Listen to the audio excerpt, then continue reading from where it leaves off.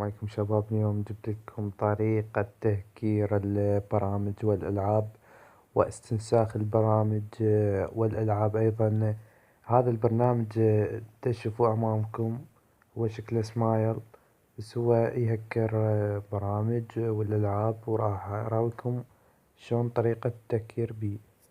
نجي ندخل على لعبة مثلا هاي لعبتنا مال السيارات. لاعب واحد، شوفوا هنا يطلب من عندنا فلوس وهاي.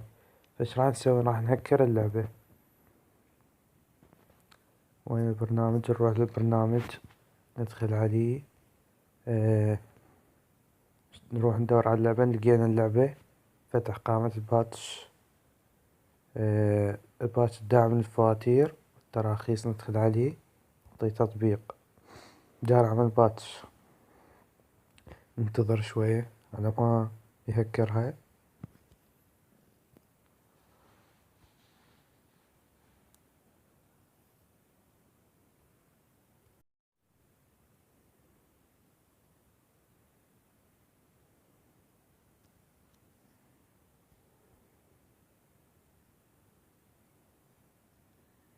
هسه انتهينا من التهكير، نروح نشوف اللعبة.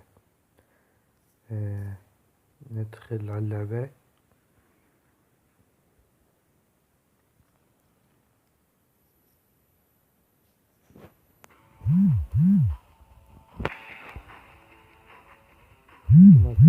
مثل خيار اشتراك، شراء، عفوا، نجي هنا.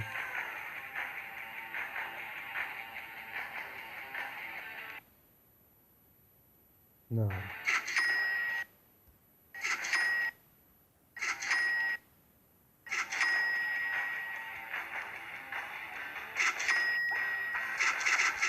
شوفوا شباب، صارت فلوس هواي.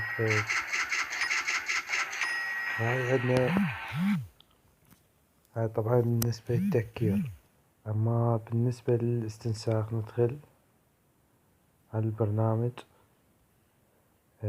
نستنسخ التطبيقات. طبعا أول ما تدخل عليه أدوات، ندخل استنساخ التطبيق. هذا غير استنساخ التطبيق. أنا طبعا مستنسخ من قبل بيه برامج، خاف يقول مثلا ما يشتغل أو شي. هاي عندنا الفيسبوك لايت، فاتح 4 حسابات ويعمل.